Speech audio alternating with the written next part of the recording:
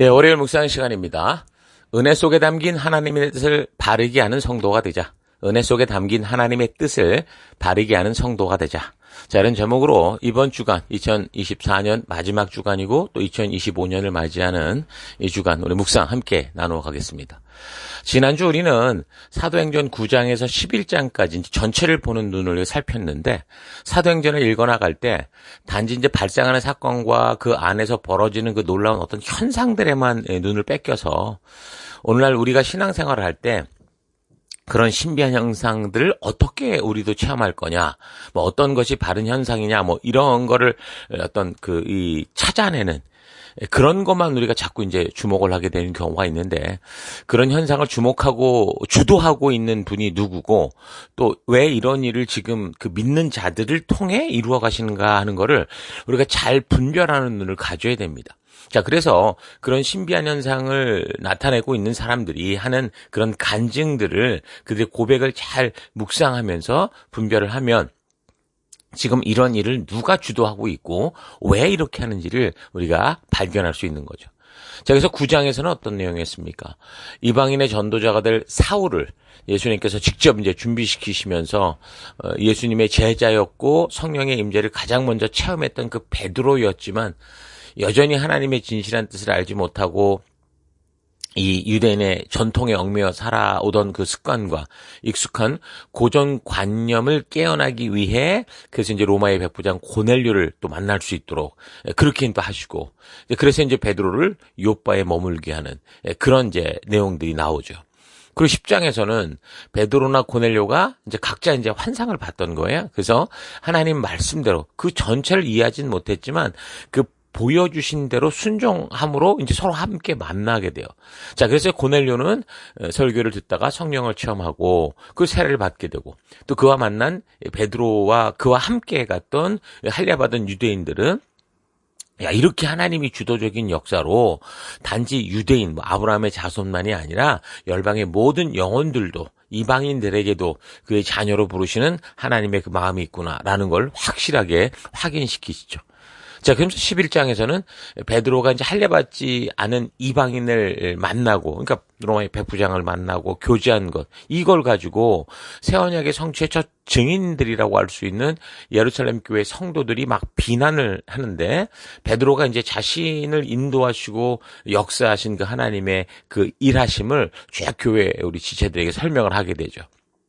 그래서 예수님의 생명과 성령의 임재로 시작된 새 언약의 공동체라고 하는 이 교회가 어떤 하나님의 나라를 이루어 가야 하고, 그러니까 어떤 정체성을 가지고 있고, 또 그런 그 교회 속에 부름받은 성도들에게는 어떤 사명이 있는가, 이런 거를 이제 알리는 그런 내용으로 우리가 진행을 살폈는데, 11장까지 그런 내용이었죠. 그래서 주목할 것은 이 모든 일들이 베드로를 비롯한 성령을 체험한 모든 이 성도들이 꿈꾸고 소망하고 간절히 바라고 이래서 이루어진 게 아니라는 거예요.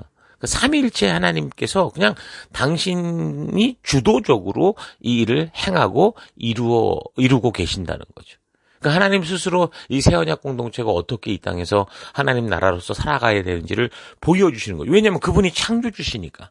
그분이 만드셨기에 내가 만든 교회는, 이 새 언약 공동체는 이런 거야 라고 분명히 그걸 보여주시고 심어주시고 그 틀을 잡으시는 거죠. 그래서 이제 교회된 성도들이 이 세상을 살아갈 때 어떤 목적과 사명을 가지고 살아야 되는지를 분명하게 이제 알게 하시고, 교회 공동체를 계획하시고 이렇게 세우신 분이 그 세우신 교회와 성도의 정체성이란 뭐다라는 걸 확실하게 알게 하시는 그런 역사. 사도행전의 역사는 그런 거라는 거죠. 성령이 오셔서 신비한 일을 행하더라, 이걸 말하는 게 아니라 지금 바로 삼위일체 하나님께서 직접 그 새 언약을 성취해내신 그 하나님의 나라가 어떻게 심어졌고 세워졌고 이루어가는지를, 그 역사를 보여주는 기록이다라는 걸 우리가 잊지 말아야 됩니다. 자, 이런 역사와 사건을 아는 게 중요한 것은 그렇게 하나님께서 직접 세우시고 어떤 정체성을 가지고 살아가야 되는지를 보여준 그 새 언약 공동체가 바로 우리가 지금 함께 모여있는 이 공동체, 우리 교회 공동체이기 때문에 그래요. 그때 이렇게 새 언약을 성취하신 그 성취의 역사가 2000년이 지난 지금까지 우리가 이렇게 교회 속에서 성도로서 살아가고 있기 때문인 거죠. 그래서 이 역사를 우리가 잘 알아야 됩니다. 그래서 이 교회가 어떻게 시작됐고 왜 시작됐고 어떤 일을 하는 곳인지를 알아야 오늘 이 시대에도 우리가 빗나가지 않고 온전한 하나님의 나라를 이루어갈 수 있는 거죠. 그러니까 교회는 오랜 역사 전에 어떤 몇몇 사람들에 의해 세워진 단체가 아니라 살아계신 하나님께서 직접 예수님의 피와 성령의 임재로 세우셨고 그리고 그것을 주도적으로 이끄셔서 지금도 역사하시고 이끌어 가시는 하나님 나라다. 이게 정확해야 됩니다. 자, 그래야 우리는 이 사도행전의 사건들을 통해서 교회와 성도의 정체성을 바르게 할 수 있고 또 하나님 나라 백성으로 이 땅에 우리가 존재하는 목적, 이 땅을 살아가야 될 분명한 이유들을 확실하게 알게 되는 거죠. 자, 그런데 이 본문을 볼 때 안타까운 것은 이런 하나님의 직접적인 사역을 통해 하나님의 뜻을 확인하고 알게 되는 이 초대교회와 성도들이 이런 하나님의 분명한 뜻과 부르심, 사명을 온전히 좀 잘 알지 못하고 여전히 그냥 이전에 생활해왔던 그 종교 생활, 전통적인 생활, 그러니까 그렇게 지나가면서 이런 일이 있었구나 뭐 이런 식의 그냥 태도에 멈춰버렸다라는 거예요. 지금 하나님은 거의 뭐 혁명에 가까운 일을 새로운 창조를 하고 계신데 그걸 보는 사람들은 그런가 보다 하고 끝났다라는 거예요. 그러니까 그렇게 하나님께서 직접적인 사역을 통해 외치고 보이고 해도 아직 그 옛 패러다임이 완전하게 깨지지 않고 있었다. 그러니까 옛사람의 모습들이 그 전통적인 모습들이 깨어지지 않고 있었다라는 거죠.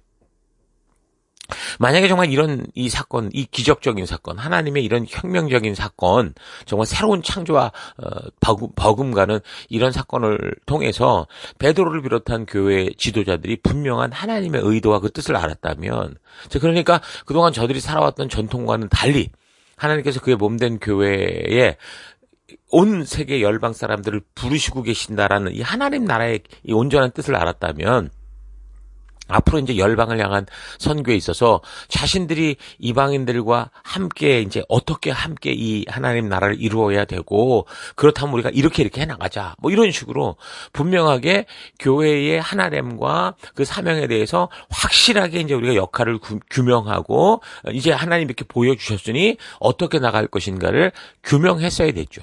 근데 그게 아니었어요. 11장 18절 이 말을 듣고 그러니까 베드로가 지금 고넬료 집에서 있었던 그 일을 쫙 얘기하니까 그걸 듣고 그들은 잠잠했다. 그러니까 이방인과 교류했다고 막 비난하다가 그게 없으면 분명 하나님의 뜻이 있다는 걸 알고 입을 다물었다는 거예요. 그래서 이제 그들은 그 얘기를 듣고 하나님께 영광을 돌리고 이제 하나님께서 이방인들에게도 회개하여 생명에 이르는 길을 열어주셨다 하고 말하였다. 그러니까 분명히 고백을 했죠. 이렇게 인정하고 고백을 했어요. 그런데 그냥 해프닝으로 넘어갔다는 거예요.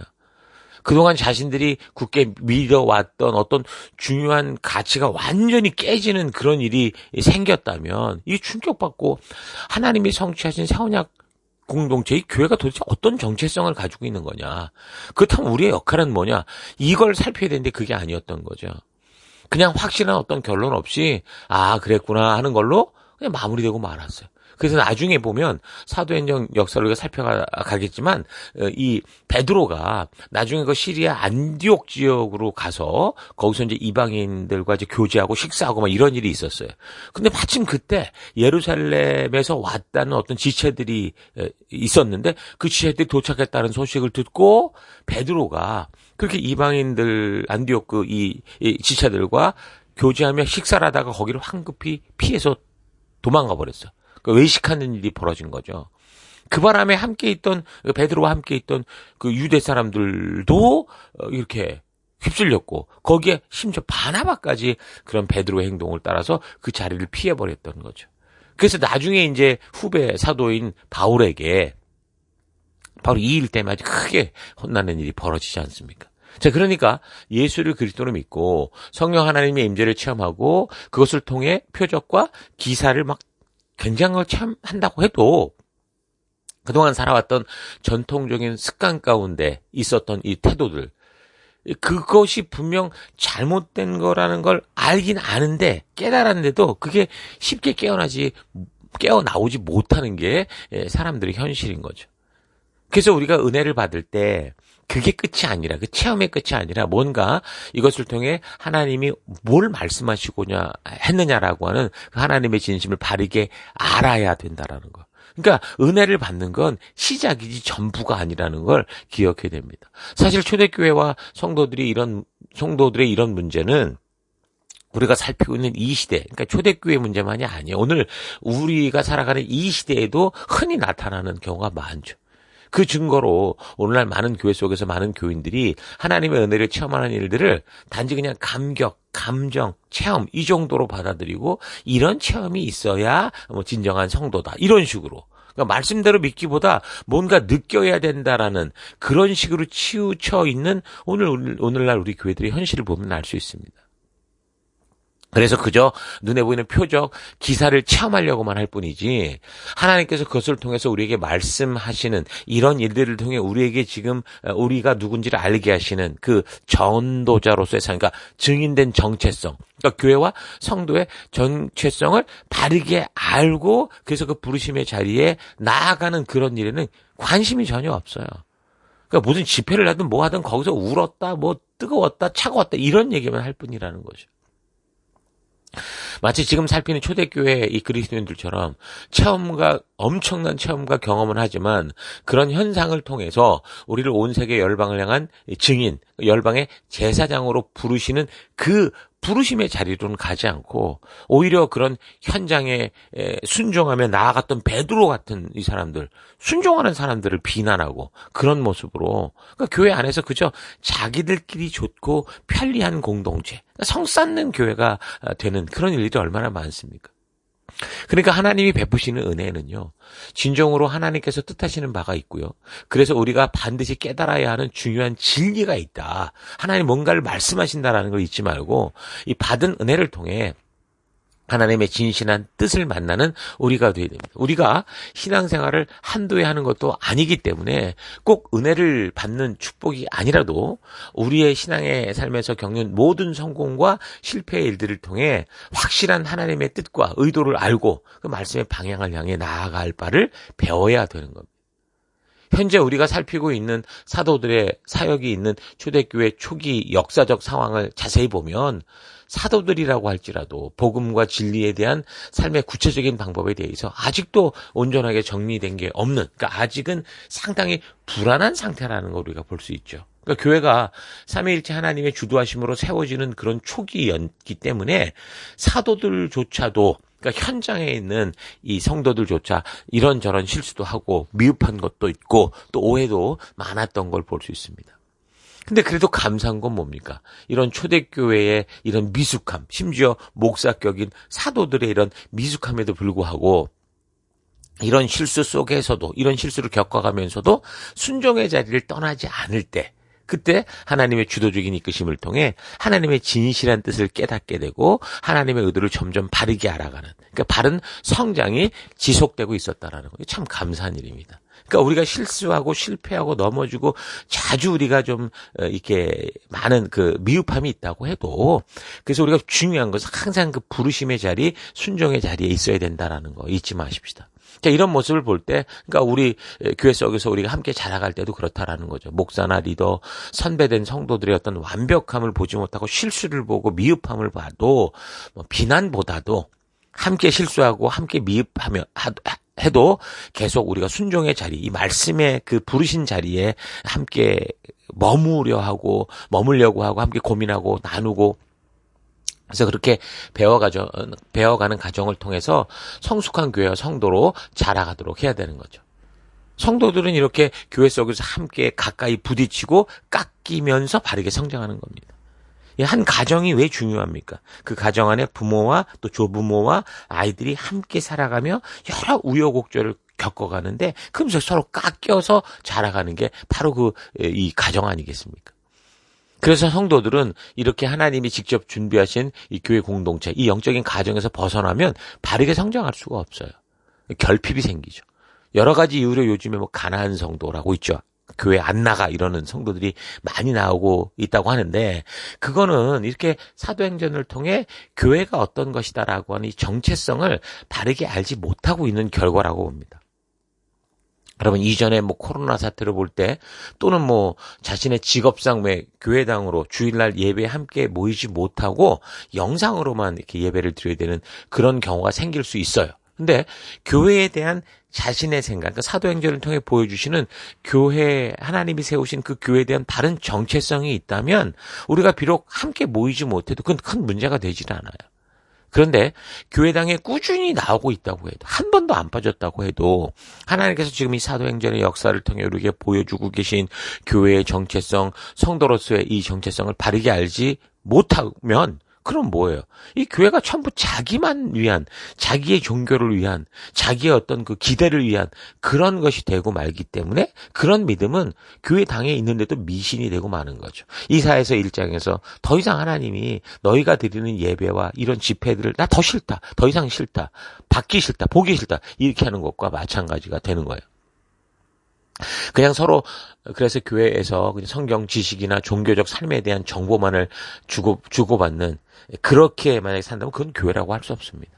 함께 모여 서로 깎이고 말씀으로 다듬어져 가며 그리스도의 몸된 교회로 하나 되어 가는 게 그게 진정한 교회다라는 걸 잊지 말아야 되는 거예요. 그래서 교회 속에 핍박과 혼란과 어지러움이 있어도 성도는 함께 교회에 모여서 말씀을 중심으로 하나님의 뜻이 실천되어지는 이 사명 중심 공동체를 만들어서 그렇게 증인된 삶을 살아갈 수 있는 그런 순종의 삶을 살아가야 되는 겁니다.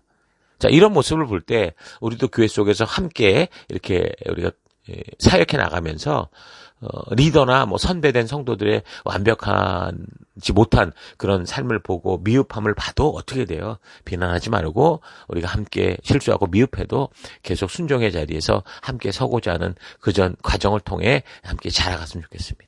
성도들은 이렇게 교회 속에서 함께 가까이하며 부딪히고 깎이는 이 길에서 벗어나면 성장할 수 없다는 거예요. 그래서 교회 속에 환난과 핍박과 혼란과 어지러움이 있어도 항상 우리가 순종의 길에 서야 된다는 거 잊지 마시고 그 길을 걸었으면 좋겠습니다. 교회에서 우리가 완벽하려고 하지 마십시다. 우리가 어차피 미흡한 상태로 왔고 이 미흡함이 점점점 하나님의 그 은혜로 말미암아 그리스도의 장성한 분량으로 자라져가는 과정, 아직도 깎여져 가고 다듬어져 가야 된다라는 거 잊지 마시고 그래서 우리가 계속해서 예배로 모여야 되고 함께 나와야 되고 그래서 우리가 모였을 때 하나님 나 홀로는 부족합니다. 귀하고 이렇게 겸손한 이런 고백이 있어야 그래야 우리가 하나 될 수 있습니다. 자라갈 수 있습니다. 부족함을 감추려고 하지 말고 그래서 미숙함을 숨기려고 하지 말고 완악함을 포장하려고 하지 말고 우리 주님 앞에 나와 교회로 나와 셀로 모여서 함께 이 주님의 십자가 앞에 우리가 드러내고 씻음 받고 용서받고 깎아지고 다듬어져 가는 그래서 진정한 그리스도의 장성한 분량에 이르는 주의 백성들 되기를 바랍니다. 자, 오늘 하루 나의 믿음의 삶에서 11장의 이 베드로나 이 초대교회 성도들처럼 아직까지 내 생각에 갇혀져 있는 그릇된 신앙 태도는 있지 않은가 좀 되돌아봤으면 좋겠습니다.